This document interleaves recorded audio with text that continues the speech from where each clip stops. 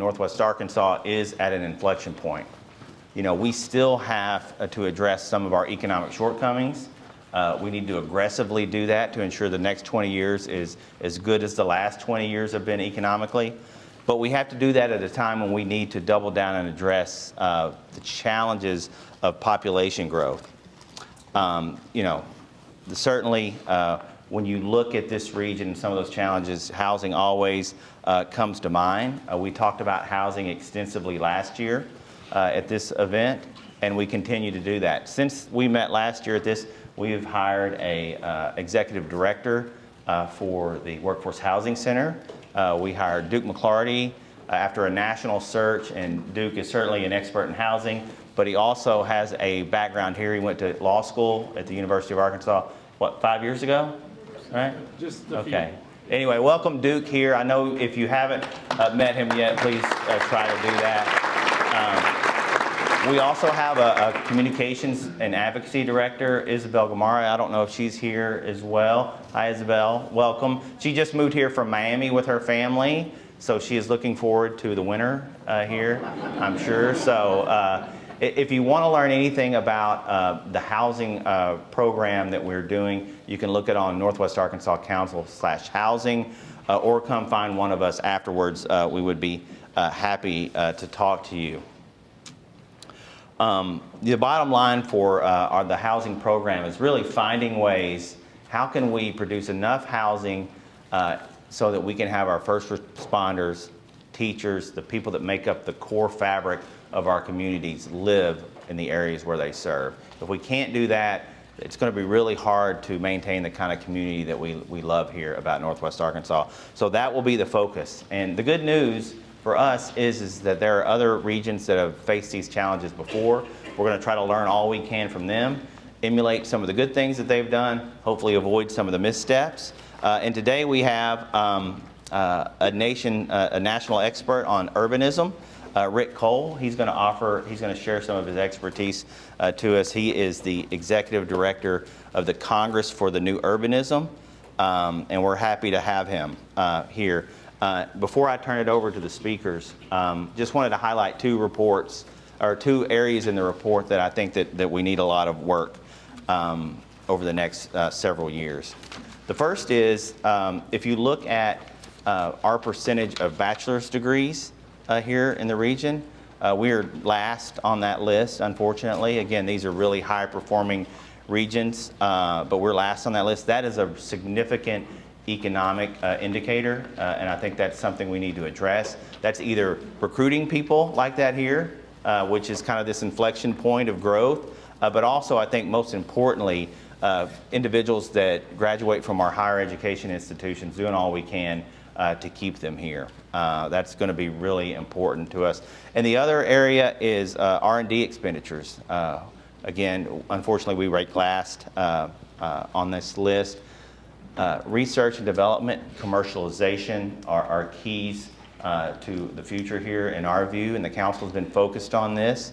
I know the University of Arkansas is as well. Mike Malone, who you all know, is taking a leadership role at the University of Arkansas to help us. I saw David Snow out in the crowd earlier. He's taken on a leadership role, and I think with the university working with the community, it will require all of us to do this, government, corporate leadership, and others, really to help us move up this chart, create more research and development opportunities, more commercialization, more companies coming out of the University of Arkansas. I think that's a key for us.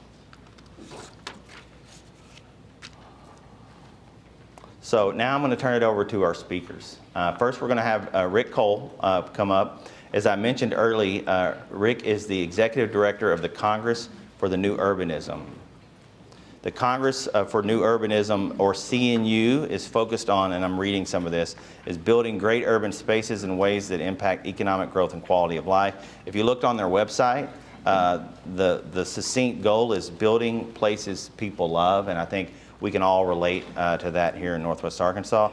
CNU works to identify regulatory barriers, knowledge gaps, financing hurdles, and local inequalities that stand in the way of building great communities. That's kind of the mission for the Workforce Housing Center.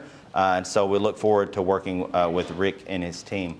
Rick, Before CNU, served as the mayor of Pasadena, served as city manager, I hope I get this right, Azusa, where he spearheaded the first citywide form-based code in California. That's a key goal and really successful and quality urban planning. And he just served as the deputy mayor for budget and innovation in Los Angeles, where he oversaw a $5 billion budget.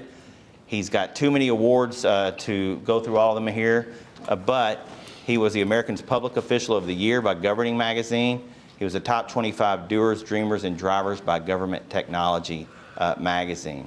So after we hear from Rick, we're going to hear from Mervyn Jebaraj, and they're just going to come up in order to keep the flow of the meeting going. I don't think Mervyn needs much of an introduction here, given all of his media appearances and others when he focused on regional, national, and local economic trends.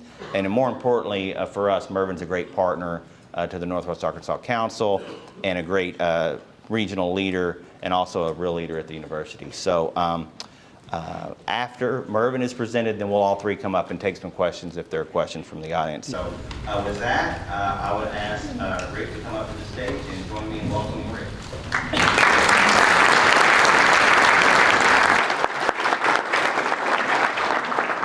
Thank you, Nelson, and thank all of you. To have 300 business, civic, and community leaders gathered to think about the future of the region, I think is a testament to the vitality of the leadership cadre that's gathered here today.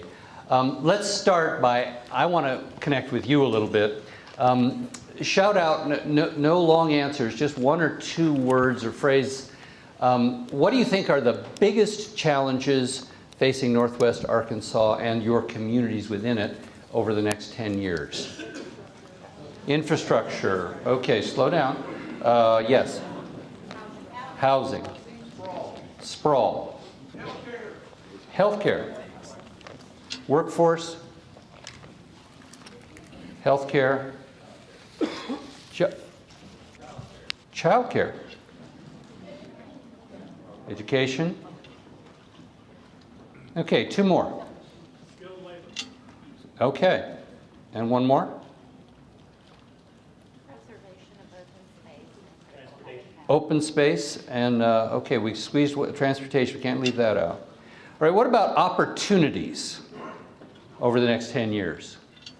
Maybe the same list, but are there some unique opportunities that you see on the horizon? Economic diversity. Economic diversity.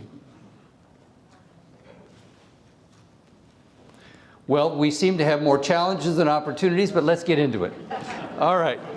I'm going to test and see that. Okay. I'm going to start by talking about housing, but I'm really not going to focus a lot on making the case for why you need housing. I don't think that's an issue. I think it's clear to most everyone in the room that over the last 10 years, as we'll see here in a moment, housing production has not kept up with job growth and population growth. But you know, I've only been here a day and a half now, but this is God's country.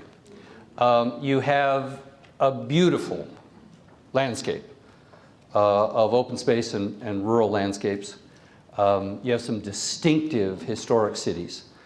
And that's why this place has such a loyalty from the people who lived here a long time and why it's such a magnet for people to come here.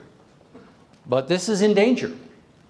You blink, and this is all going to change. And it's either going to change for the better or for the worse. And that's really up to the folks in this room and the folks that you lead. That's my message here today, is I didn't come from California to tell you what to do. But I came here to tell you that you need to make some hard choices. And you need to make them sooner rather than later. In my lifetime, and I'm beginning to acknowledge that I'm an old guy, the population of the planet has grown from 3.2 billion to 7.8 billion. 4 billion people have been added to the population of the planet since I've been drawing breath. That's an astonishing transformational change. And by the way, they are moving to cities. right? When I was born, about 30% of the people lived in cities and 70% lived in farms. Year 2000, we crossed the line, and by the time my kids are my age, 75% of the people in the world will be living in cities. So that has changed everything. And it's not just technology, but it's demography that's driving change. So as I mentioned, this is from last year's report, in the years from 2000 to 2010, you were pretty well keeping up with the growth in population and jobs on housing production, but not since. The population growth has accelerated and the housing production has declined. So I want to take you back just for a second. We used to know how to build towns and cities when we had less money and maybe we were arguably less smart. We built remarkable places that we now cherish. And not only did we build the places where people lived, but then we could preserve the places where people farmed and where the natural landscapes. Now with sprawl, we've forgotten some of these timeless ways of building. And my organization is not about turning the clock back. We're not going to go back to 1920. We're not going to go back to 1880. We should go forward to 2050. But we are not living in 1950. And so we need to take the timeless ways of building that have been learned over 5,000 years in hot climates, in cold climates, in wet climates, in dry climates, and adapt them to the way we want to live in the future. Sprawl didn't just happen. It didn't just unfold. Sprawl was a deliberate strategy and an idealistic strategy. In 1939, when America was at the depth of the Depression, still had not recovered after 10 years, and on the cusp of World War II, General Motors spent $2.5 million to put up a pavilion at the World's Fair, and 12.5 million Americans went through that. It was the Disneyland of 1939. People waited 4 hours to go and see what the future was like. By the way, when you spent $2.5 million in 1939, that was like $100 million today. You could buy the best designers in America for a ham sandwich and a cup of coffee. And they put their best creative minds to what America would look like in 1960. And there you can see, that's what America would look like in 1960. They introduced these exotic concepts called shopping centers, right? That were going to grow up. By the way, and I think this will resonate with this audience, in 1939, the first year of the World's Fair, they noticed they had left out, there were no churches in Futurama. So they put some churches in the 1940 version. But people got a button that you can buy now on eBay for God knows how much that said, "I have seen the future." And G.I. Joe and Rosie the Riveter dreamed about living in this place when the war was over. And they built this place, and that's where we live today. 150 million Americans live in Futurama.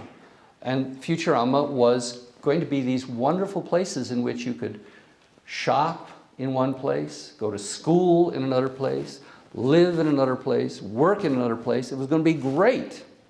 And the only thing was it would have to be connected by cars. And guess who was promoting Futurama is General Motors, right? And so they sold us a lot of cars. And it was, I grew up in this world. I remember my parents were very proud that I could recite my address on Coldwater Road. That isn't me, but it might as well have been. And we had this remarkable dream that we could flee the dying cities and create a beautiful, green, sustainable landscape where the American dream would be owning your own home at the end of a cul-de-sac. The trouble is that Futurama didn't turn out exactly the way we planned it. We ended up with all of these separated uses, and spending more and more and more and more of our time driving between them, to the point where, you know, we have a national cliche of the soccer mom who spends her time in an SUV or a van, you know, going from soccer practice to piano practice to PTA meetings. And we've spent a hellish amount of money on building the infrastructure for doing this. And you know, I'm sure that you don't have any of these in this region, but we ended up almost forgetting the tradition of the front porch and the sense of neighborliness and the street trees and the sidewalks and the way in which we get connected, not just to each other and to our neighbors, but also to the neighborhood park, to the neighborhood branch library, to the neighborhood school, to the neighborhood store. Those have all disappeared, and we're the poorer for it. And now, because of land prices and because of economics, we're pushing all that together and pushing, we no longer have the dream that everyone is going to be able to attain that single family home. So now you got an apartment. But where do you walk? I mean, right next door to us is an apartment building, right? Or a complex of apartments. Best I can tell, the closest thing you can walk to is a donut shop across the highway, right? This is not a walkable environment. Certainly not a bikeable environment unless you take your life into your hands. You've got to drive. And I'm not against driving, but I don't think you should have to drive a 2,000-pound vehicle to get a half gallon of milk. And this is how we get connected, and we sort of take it for granted that this is, you know, we have to have 6 or 8 or 12 lane roads, and they're soul-piercingly ugly, and we take it for granted. Well, that's just progress, right? And next year we got to widen it to 14 lanes because we got too much traffic, because we've built our cities based upon getting around by car. And that leaves a really bleak public realm that lacks the richness of the historic downtowns that we so much cherish today. This is a little complicated, but the mom is yelling at the kid, "Get off the computer and go outside." And of course, the outside is through the Walmart parking lot, through the dead mall, across the interstate highway, and then you can get to the park. So this is what I deeply believe based upon my experience as mayor of my hometown. A vision has to be a shared vision of the community. It can't just be the leaders, it can't be the people that have gone to planning school. It has to be, what does the community want to be when it grows up? Right? And we took my hometown of Pasadena through that process. And people were, we were deeply divided over growth between those who never saw a project they liked and those that never saw a project they didn't like. And we'd gotten ourselves into a real political gridlock and stalemate. And the result was we had to go out to the community, and we involved more than 3,000 of our citizens in thinking about the theme was not we're revising the general plan. The theme was imagine a greater city. And those 3,000 people spent 18 months thinking about what kind of city they wanted. And the first principle was, we ended up with 7 principles that guided the plan. The first principle was, growth will be targeted where it will meet community needs, right? So we're going to have growth, but let's steer it to where it's going to make the city a better city. And the last principle, by the way, doesn't have anything to do with planning or land use or transportation, but it was community participation will be a permanent part of achieving a greater city. So part of the vision was, we're not painting a picture for somebody else, we're painting ourselves into that picture. There is an alternative to the disconnected pattern of unplanned sprawl. And that is one where we focus development to be compact, to be complete, and to be connected. And I'll talk a little bit more about that. Why can't we build houses like this? In fact, we can, and people are doing it. But why isn't this the default instead of, you know, the two-car garage being the dominant feature? Why can't we plant street trees and have wide sidewalks and make the streets safe for kids to bike on? Why can't we have a vibrant public realm like we have in our historic downtowns? Why do we have to have giant parking lots where we shop and work? This is what we believe in, is bringing back some of what made America great when we knew how to build towns and cities instead of shopping centers and developments and sprawling over the landscape, and to recapture some of these vast acreages of partnerships. You know, from an economic standpoint, on a per square foot basis, a big box store generates lower tax revenue than the downtown of Springdale, right? Which is not, you know, you don't look at that and say, wow, that's really, you know, a vibrant community. A lot of antique stores and stuff like that. But on a per square basis, they don't have a giant parking lot, which pays essentially nothing in taxes, right? There's no value there. So from an economic standpoint, this is the way to generate the real value of God's earth. They're not making any more of it. And we ought to steward it. There's an economic value and there's an environmental value in doing that. Now, this is just pretend, but this can happen. This is the way cities and towns in America used to be built. You'd add a little bit, you know, and then you'd add a little bit more, and then some more, and then that's how towns and cities, they were incremental. You didn't need one developer to come in, buy up 50 acres and spend $50 million and build it all at once and either make money or go bankrupt. There was wealth creation in small builders who hired locally and who developed and who created the wealth that stayed in the community to support the local library and the local schools and the local sports leagues. And that's something that we need again, is to rebuild the middle class, which is fast disappearing and finding itself out of reach of a college education or a home of their own.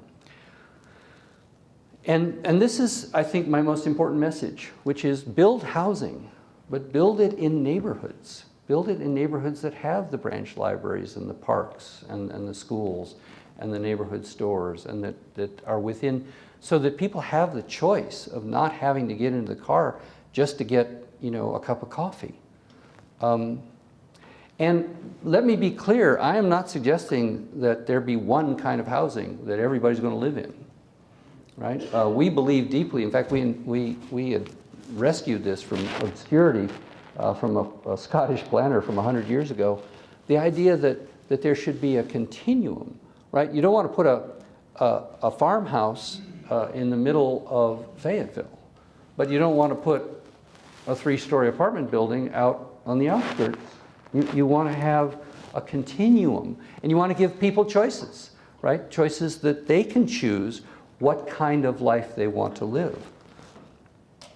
And the way you do that is you have to get rid of conventional zoning. Conventional zoning was invented to separate uses, which had a reasonable idea, right? You didn't want a steel mill next to where people lived. That was the original idea. By the way, it was also deeply embedded that didn't want white people living next to black people. That is a historic fact, which is why we not just segregate steel mills from people, we segregate people by how dense the housing development was and what their income was. But conventional zoning is part of the deep problem here, is it says this gets over here and this gets over here. If you go to colonial Williamsburg, where America started, they invented mixed use, right? If you go there, there's the blacksmith shop in the front where the blacksmith lived, and then the blacksmith's vegetable garden in the back, right? They didn't segregate things the way conventional zoning is. Form-based code actually allows you to choose how buildings not only are going to look, but how they relate to each other, and how you can build, again, great towns, distinctive places, places that don't look like every other shopping district in America with the same chains and the same giant parking lots. Places that people cherish, places, as you heard before, places that people love, places that people are willing to shell out money to go live in or invest in or visit, that don't look like anywhere USA. And you get that by saying that's what we want. This is a little wonky stuff. I won't get into that. I'll skip over it. A big piece of it, though, is transportation. We're still going to predominantly drive, and that's okay. But what we do is not segregate all of the vehicle traffic onto these arterials, and then they choke up. And then we have congestion, and as we had this morning, a terrible accident that tied up traffic for hours. This is the way to build, to distribute traffic so that you don't get as much congestion. And another key thing is density needs to be offset by open space and green space, right? The more you build close together, the more you have to offset that with opportunities for people to get out, for kids to play. And then again, that needs to be within walking distance. This is the most important slide. This is not my job to tell you how to build. And it's not your job to tell the community how to build. It's the community's decision. Now, the community has not been to planning school. They don't know Arkansas's, planning and building codes. So there needs to be an educational process, but it needs to be a genuine dialogue. That's what we undertook in Pasadena, is those 3,000 people out of our 140,000 population, the 3,200 that participated actively in planning their future. They went through a process of kind of learning the vocabulary and looking at the choices and listening and talking to each other at tables just like this, right? Have any of you ever been to a public hearing? Is it a pleasant experience? A friend of mine, the mayor of Missoula, Montana, said a public hearing is the place where no one listens. And he's right? The people that are for whatever is being proposed, they're not there to listen. They're there to convince you that if this project is not approved, there'll be no jobs, there'll be no revenue, there'll be no progress, the town will have tumbleweeds go down Main Street. And the people who are opposed to it will say, if this project is approved, the traffic will choke my street, my pets will be run over, and the blood will be on your hands. And the poor decision makers who are getting yelled at, they've read the environmental report and the staff report, and they've gotten letters and emails and social media. And if they haven't made up their mind, if somebody's 3-minute talk is, I hadn't thought of that. No, I'm voting yes now. No one listens in those environments. But you can create environments where people have not 3 minutes to talk, but 90 minutes to talk together. My faith tradition teaches me that the most important law is to love God with all your heart, mind, and soul. And the second most important thing is to love your neighbor as yourself. And in our society, we've lost touch with the idea of caring about neighbors. Public hearings where people go to talk about their interests, what's in it for me, why you should listen to me, and if you don't, I'm going to vote you out the next election. Instead of thinking about the common good. And places like Bentonville and Fayetteville and Springdale, Bella Vista, these places sprung from people caring about their neighbors and building places that genuinely were worth cherishing. And I think it's incredibly important to actually rebuild that constituency for the common good, for the individual towns, and then for this larger region. Because unless that happens, this region, I can tell you, coming from Los Angeles, from Fayetteville to Bentonville, you're going to have one sprawling mess. And you're going to have traffic every 5 minutes on the radio, right? Because that's the future if you grow without thinking through how to have your citizens really committed to deciding this is how we want to grow. So very quickly, I'll finish up. I was just in Cincinnati, where we're having our annual gathering, not next year, but the year after. 20 years ago, they had lost 40% of their population. Very different situation from Northwest Arkansas. But the former CEO of Procter & Gamble, he basically gave the civic and business leaders, folks like you, an ultimatum. He said, give me a city I can recruit to, or P&G is going somewhere else. Maybe to Northwest Arkansas. And so they took that challenge. And they're on a mission to recapture and rebuild the fabric of their community. And I am convinced by what I saw in Cincinnati and what I've seen all over this country that the success in the 21st century is not going to be based on how many people you have in your town or how much your GNP has gone up. It's going to be based upon your quality of life, because ultimately your GNP is going to be, because people can live anywhere now, right? Not everybody can live anywhere, but people with college and master's degrees and skills that are transferable, they can live anywhere now. And if they're gonna want to live in places that people love, that they can feel loyal to, that are thriving not just economically, but socially, that are not lonely places, that are places where people care about each other.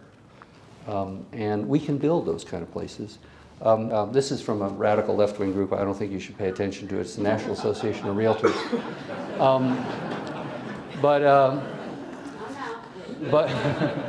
But it says that, 6 in 10 Americans, and this is a while back, would pay more to live in a walkable community. But here's the really interesting thing. It totally skews young, right? My generation still want to, they are still very much in love with living in 1950. But the younger generation really wants a walkable environment. So there's economic value in this. So let me just finish here. Dan Cathy, the former CEO of Chick-fil-A, is building from scratch in Atlanta an old-fashioned town. By the way, he's got 1 million square feet of studio space and sound stages, which will soon be 2 million. It'll be the largest motion picture center in the world. But he wanted to build a place for people to live, for talent to be able to go across that highway. And so there are gorgeous units for single-family houses for as small as 800 square feet. There are equally gorgeous, maybe a little bit more, that are 4,500 square feet in the same neighborhood, down the same block, plus multifamily, plus live-work, plus restaurants and a grocery store where there's no cash register. You walk in and walk out, and it charges you on the monthly bill. It's a remarkable place. I don't think you should need a billionaire to do it right. Why can't a city say, this is what we want, and let small local builders build a piece of it? One house or one block or one development at a time, and generate local wealth and have that be the norm. This is what it looks like. It's spectacular, and of course it's selling extraordinarily well for a real price premium. This can be how you grow in the future. It's your choice, right? You can let big national builders come in and tell you, oh, this is the way we do it, all over America, so you got to have it this way. And, I remember as city manager, CVS came in and they said, well, we're going to build one of our typical parking lot in the front grocery stores. And I was city manager in Azusa, and I said, well, no, you're not here, because we have a form-based code. And they said, well, yeah, we're CVS. And I said, well, maybe you need to find a different town. And they said, well, no city managers ever talk to us like that. And I said, well, you've never been to Azusa before. You have to stand up and have pride in your town and decide what you want and hold out for it. And unlike Cincinnati, which has lost 40% of its population, you are going to add population. You actually have the leverage and the privilege to decide how you want to grow. I think you ought to use it and not wake up 10 or 15 or 20 years from now and say, what were they thinking? That's the one thing I learned from being a parent, is when I ask my children, what were you thinking? The answer was they weren't thinking. So think about the future and engage your citizens on a deep level, because the issues of infrastructure, of housing, of sprawl, of workforce, of healthcare, of childcare, of education, of skilled labor, of open space, of transportation, those are real challenges. Those are the things you're going to have to grapple with. And you can't do it alone. You need the citizens involved in solving those problems. You need to have them understand that you can't have low taxes and high services. You can't, continue to spend billions of dollars on building new stuff and not put aside millions of dollars to maintain the stuff. They're not stupid. They'll understand it if they sit down and grapple with some of these trade-offs. And then they'll own the choices. You won't end up with utopia, but you'll end up with a place that's better off than you found it. And given how wonderful this place is, that's a tall order, but I hope you're up for it. Thank you very much.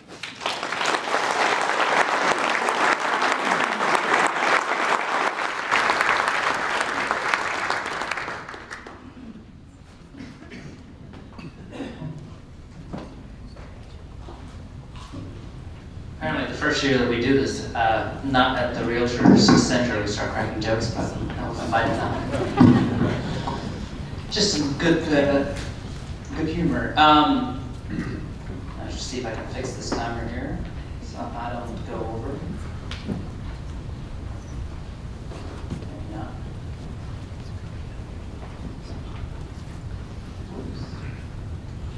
All right, somebody just wave at me if I'm talking too long. Which I will. So, I was going to title this presentation The Good, Bad, and the Ugly, and then I figured everybody would fight about which was good and which was ugly and which was bad, so I decided not to do that. So I'm going to talk about what we've seen in Northwest Arkansas over the last couple of years, and we're going to spend some time, I guess we have to, talking about the national economy and inflation and all of those wonderful things that everybody loves to talk about.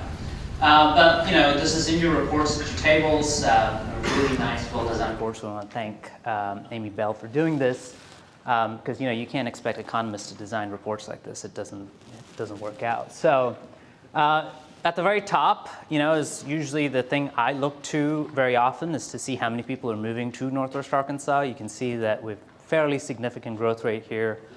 In Northwest Arkansas, of all the peer regions that we compare ourselves to, typically only Austin, Texas, and Provo and Utah beat us on that metric. And since about 2012, about 100,000 people have moved to Northwest Arkansas.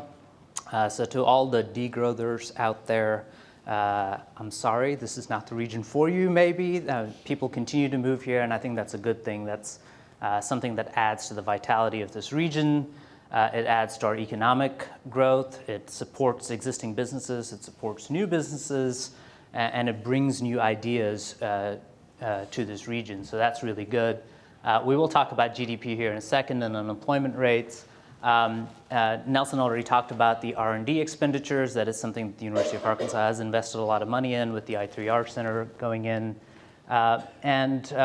The other thing that I was going to mention was obviously the number of people with a bachelor's degree or higher. We are just a little bit less than even the national average, so that is something that we really do need to improve on, and we'll see why that matters here in a little bit. So this extremely colorful chart here is our ranking. We want to be in the blue-green range, and we do have quite a few indicators that are in the blue-green range, and we want to be a lot less in the orange and red range, and we do have some there that we've highlighted that are in that range there. So let's talk about GDP. So this is old data. At the regional level, we only have GDP going back to 2020. So really what we're looking at is growth from before the recession, the pandemic-induced recession, to right around where the recession was. And if you're looking at this chart, and that yellow line is basically the growth between 2018 and 2020, back when the economy was growing, to when we were in a pandemic. And you're looking at all these regions that we compare ourselves to, you'll see that by and large, most of them still grew through the recession. Okay, I mean, they grew between 2018 and 2019. They also grew between 2019 and 2020. A few regions, like Madison, for example, shrunk ever so slightly between 2019 and 2020, but largely Northwest Arkansas and all of our peer regions grew between 2019 and 2020, while the country as a whole and the state, for example, shrunk because of the pandemic. So when we think about national statistics, which we're going to start diving into here, we have to remember that even though the rest of the country might have been in a deep recession, that recession, it's not like the recession didn't happen in Northwest Arkansas, so please don't write that down and go around saying Mervyn said no recession in Northwest Arkansas. It just was less worse here, like it was in some of our peer regions, compared to the nation as a whole, compared to the states that these peer regions are in. So keep that in mind as we start talking about recession going forward. It's not that we won't have a recession in Northwest Arkansas, it's just the effects will be less worse here than they would be for other places. So I had to hold to decide what flavor my talk would take till we got the GDP figures this morning. So we did get GDP figures this morning, which is why I changed the title from Good, Bad, and Ugly, because there's hardly any ugly to talk about, really. But so if you were betting on a recession, I'll collect on your bets right now, because you've lost. The first two quarters was negative. The third quarter showed up this morning at about 2.6% on an annualized basis. So, we're really still not in a recession, not yet anyway. And we'll talk about why the not yet part here in a little bit. So this is where the growth 2.6% came from, and you can see on this chart all the different variations of blue and gray that show you where we are. The biggest negative contribution here is residential investment, that's building houses. So at the end of last year, mortgage rates were about 3%. Today, they're about 7%, which is more than double. So obviously, residential investment has shrunk dramatically nationwide, and that is a big drag on the national GDP. The important parts of the economy here, this dark blue piece, which is consumer spending, this is you and I going out and spending money in the economy. Apparently, we're all still spending money in the economy, even adjusted for inflation, so everything costs a lot more money, yet you and I are still going out and buying more goods and services than we did in the last quarter. So that piece is positive.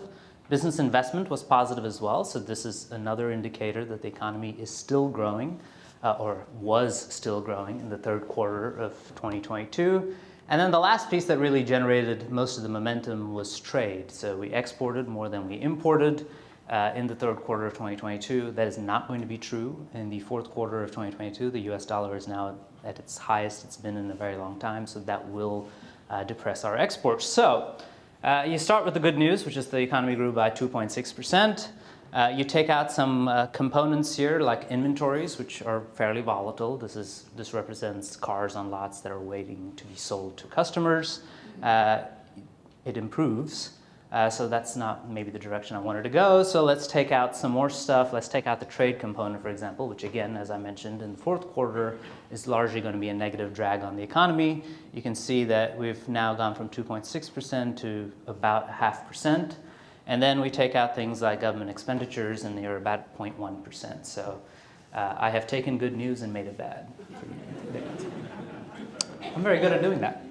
But I think what I'm trying to say is that there are some volatile components of GDP. So when The first quarter and second quarter GDP readings came in negative. They were largely negative because of the trade component being negative, not necessarily a reflection of the domestic economy.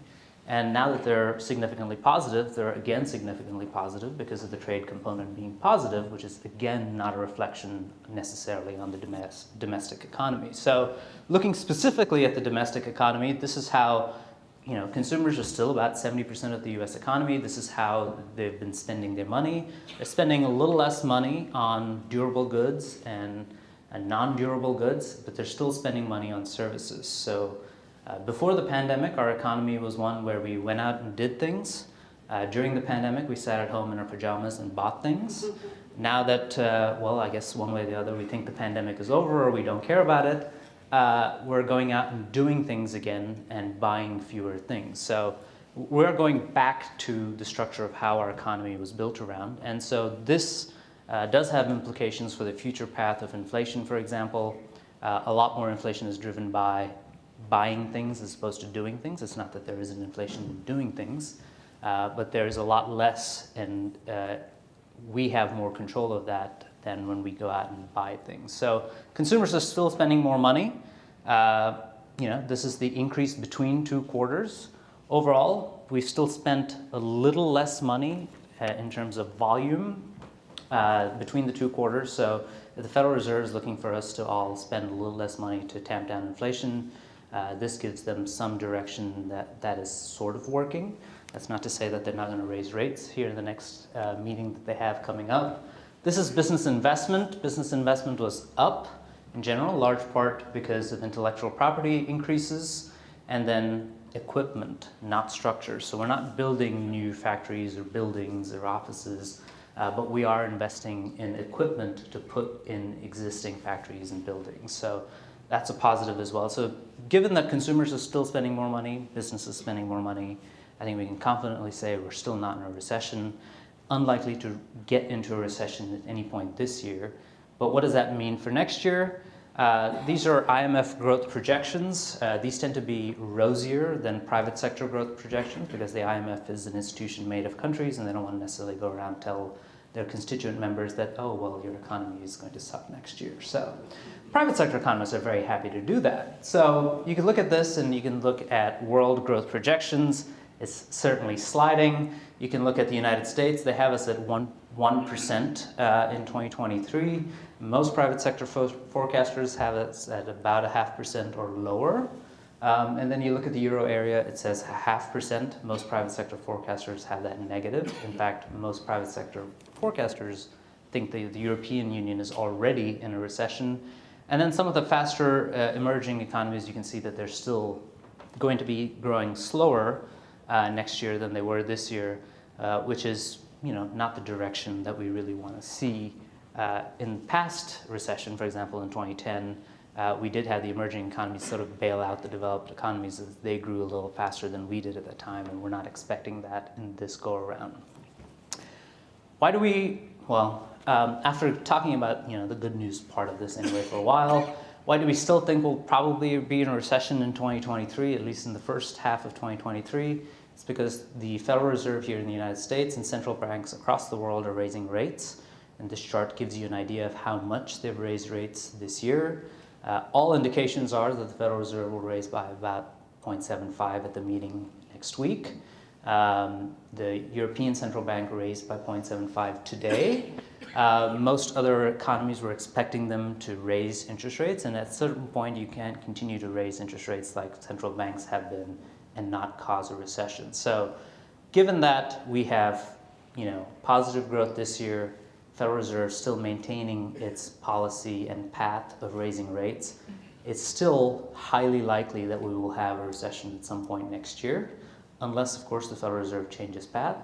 There's also a very narrow path of the Federal Reserve, sort of the eye of the needle type of thing where the Federal Reserve can raise rates and will not end up in a recession.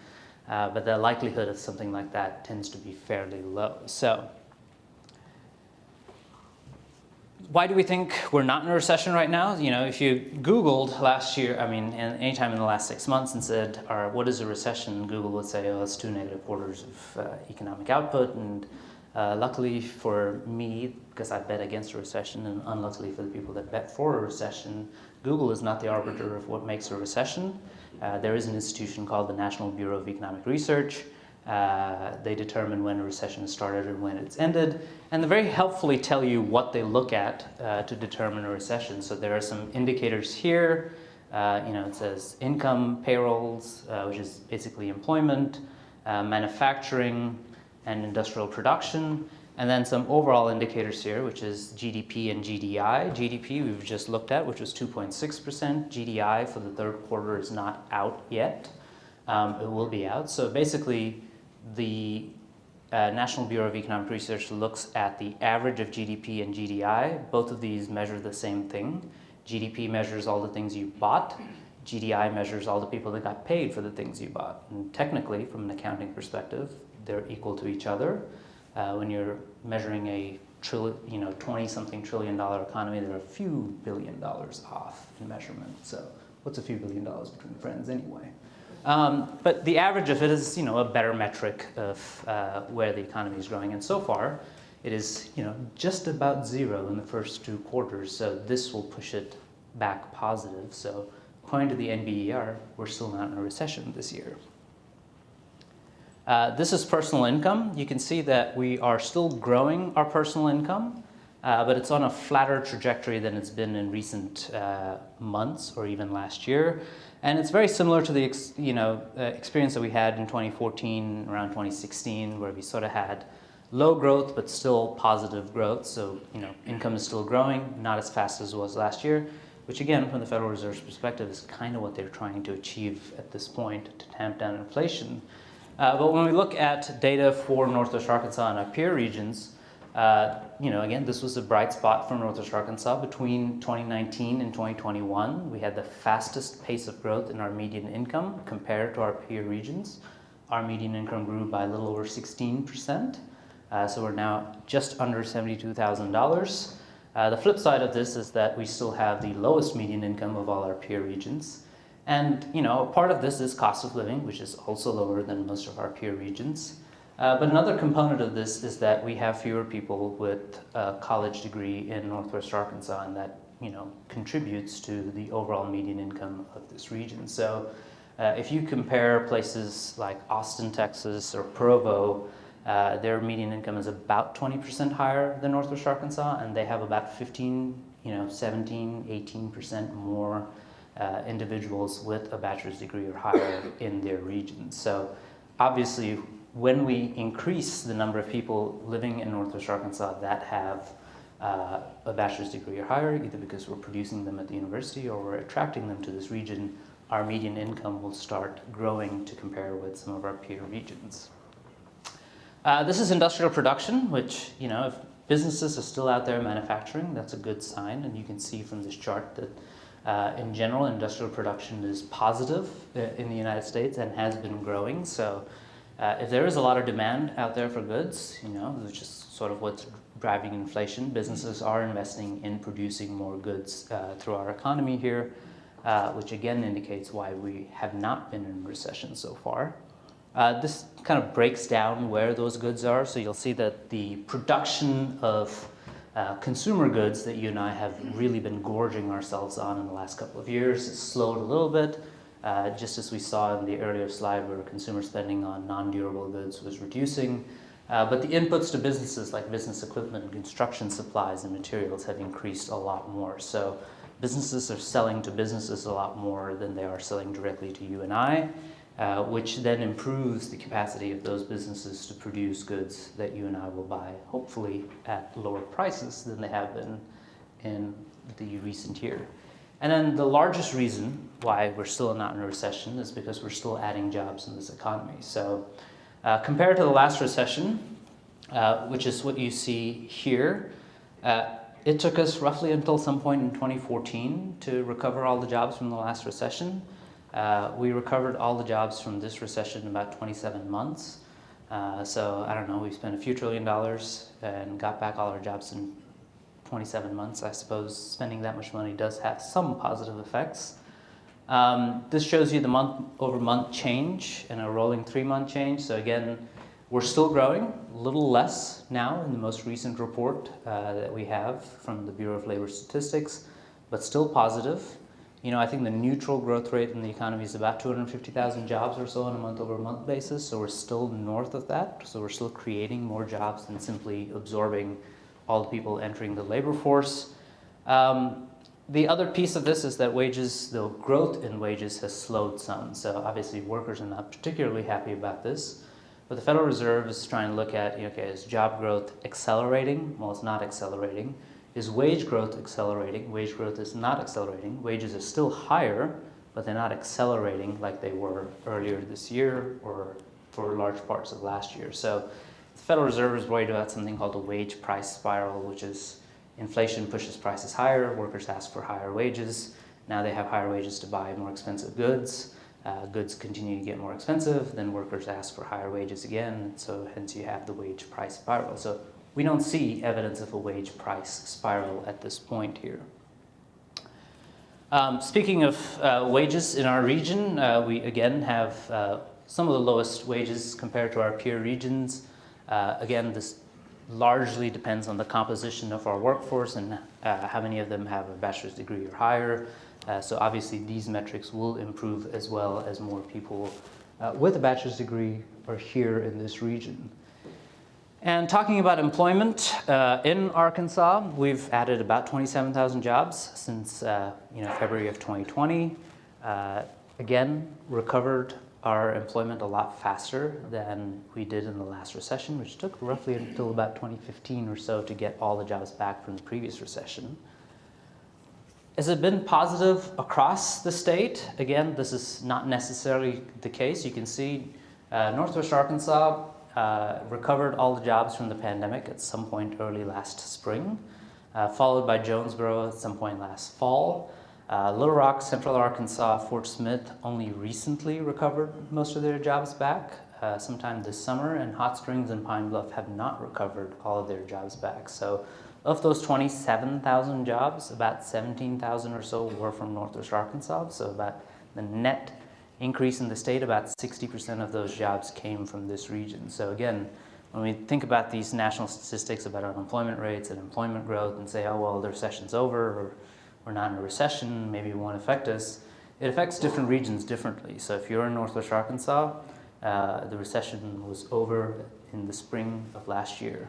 If you're in Pine Bluff or you're in Hot Springs, it's still not over. If you're in Central Arkansas, it just got over. So the experience of the economy is very different just driving a couple of hours each way on highway here, or with all the traffic, maybe more than a couple of hours. But you look at employment growth, again, across the board, most of our peer regions saw employment growth even during the recession between 2019 and 2021, including us here in Northwest Arkansas.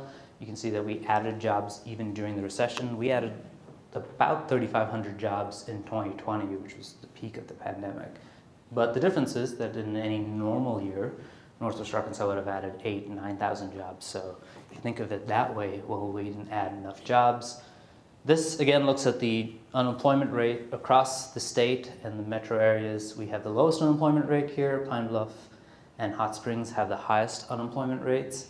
You can see that both of them are still lower than the height of the pandemic, but still not recovered to pre-pandemic levels. And then obviously we don't want to talk about the unemployment rate without talking about our peer regions.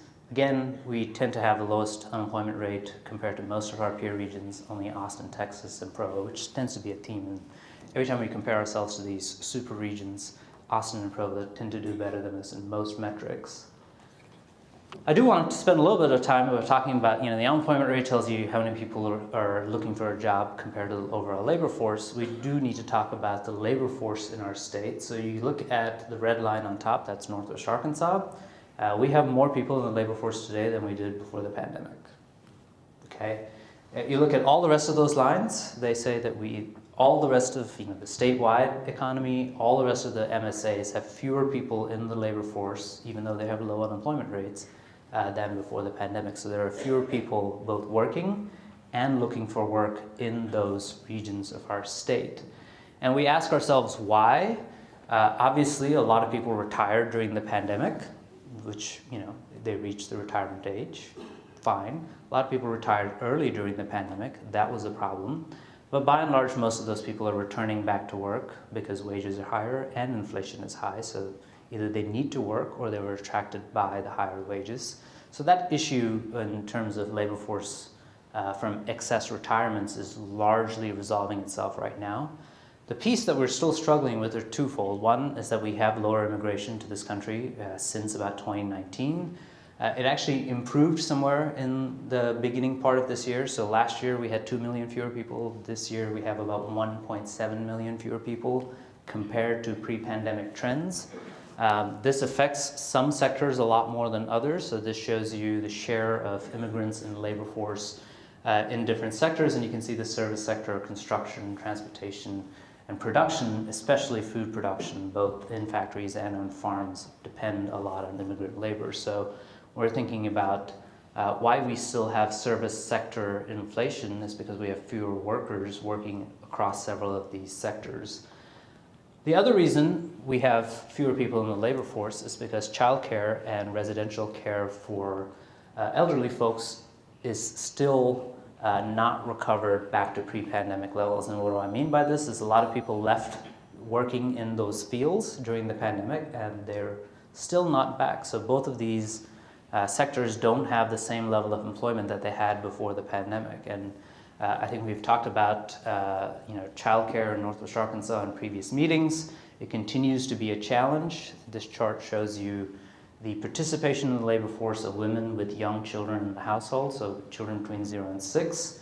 You can see the difference between women with young children and all women. So roughly about 75% of all women participate in the labor force in Northwest Arkansas.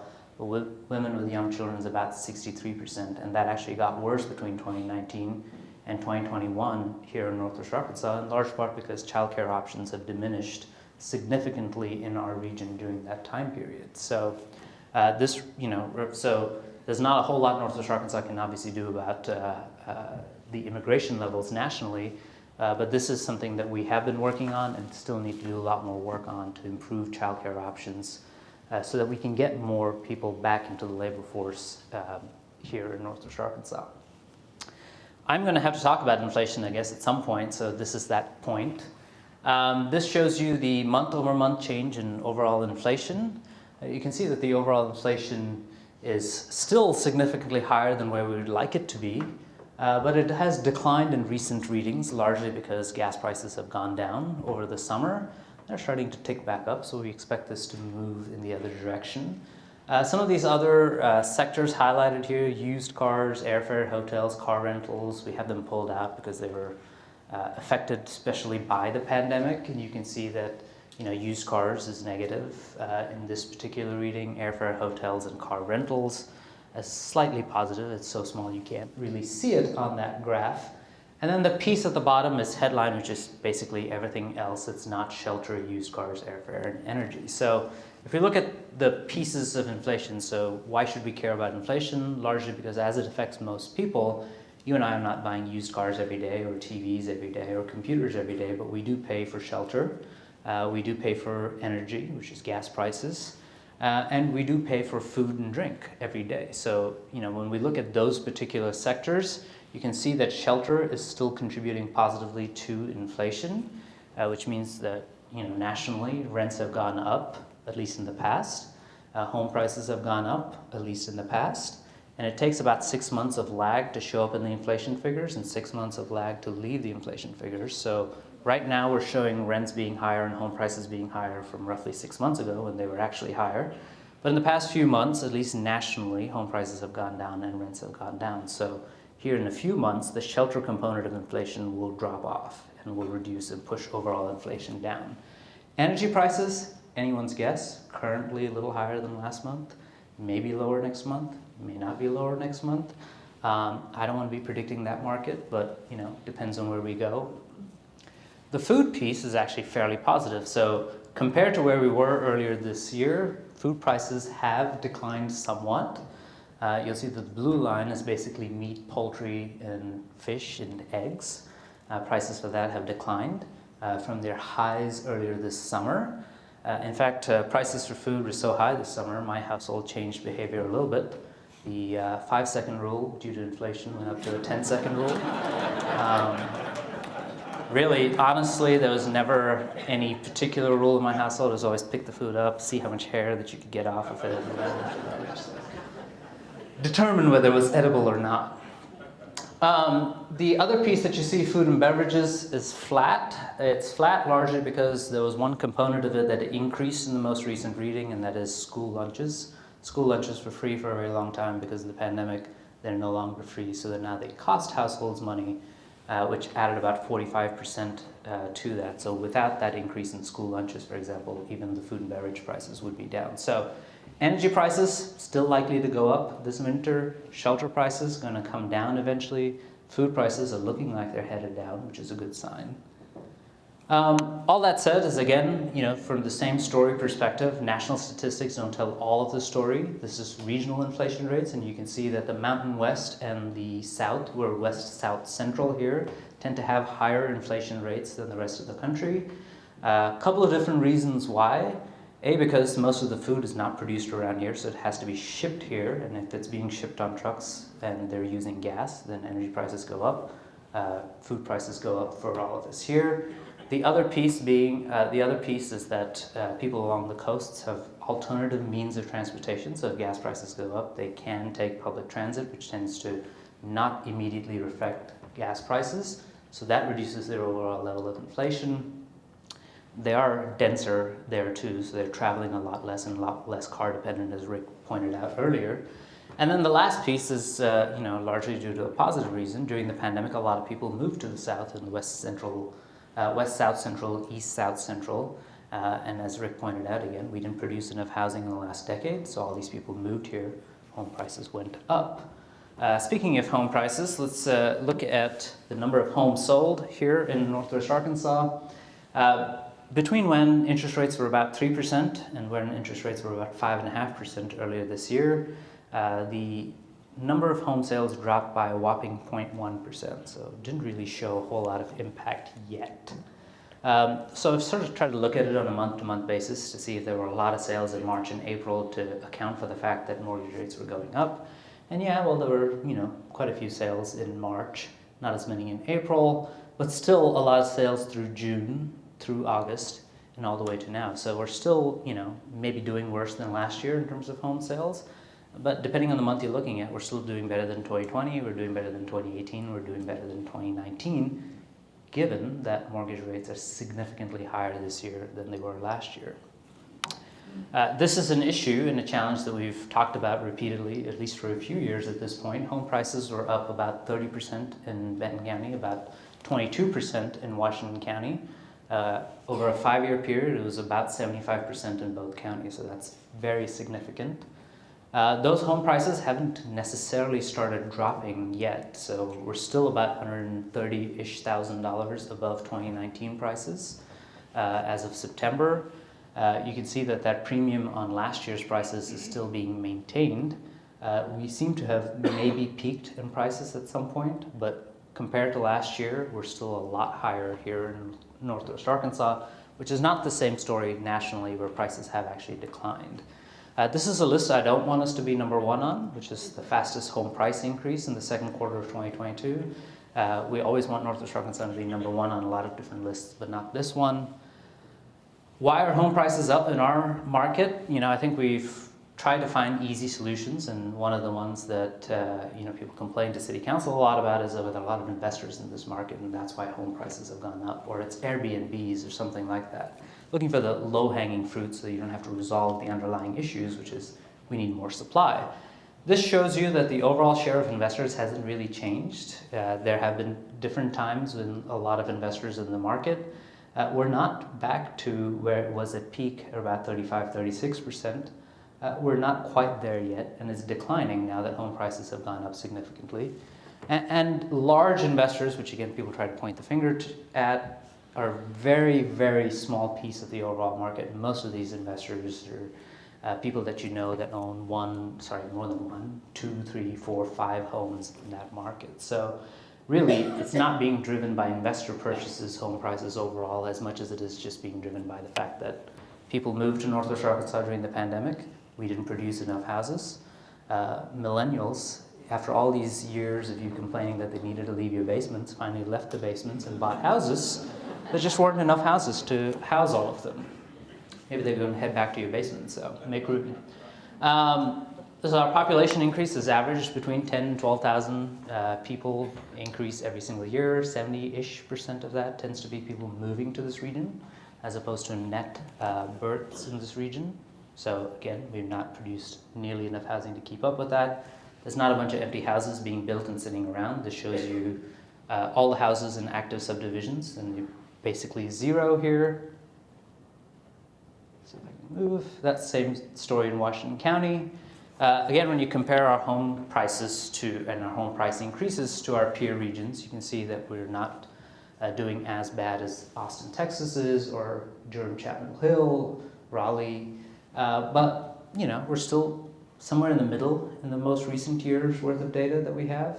But in between 2019 and 2020, for example, we were one of the top regions in terms of home price increases. So, you know, compared to our peer regions, we're right now in the middle of the pack, but increasing fairly quickly. I do want to spend maybe a minute talking about this. Multifamily vacancy rates are at record lows in Northwest Arkansas. The official, vacancy rate here is 2.3%. I have a different vacancy rate that does not account for student housing. All the buy-the-bed units are in this database. So if you take the buy-the-bed units out of the database and look at the unemployment, so the vacancy rate, it's 1.1%, which is functionally zero for Northwest Arkansas. And I have a good reason for taking out the buy-the-bed units. It's largely because buy-the-bed units used to rent to young working professionals. It's usually a fairly good bargain. The place gives you cable, internet, a cabana, a pool, a gym, all these things for $700 all inclusive. You don't have to try to figure out where to go to start your gas and electricity and all of these things. But these people have jobs, right? And so a Tuesday night rager was fun when you were in college. Not so great when you're trying to get up and go to work tomorrow. So the younger professionals in the buy-the-bed units start calling the cops and they're like, well, somebody's having a party next door and I think they're underage. How do the apartment complexes respond to this? Well, they kick them out. So we've taken them out of the, metric here to get you an idea of the ones that most people are interested in staying in. They're not students. The vacancy rate is 1.1%.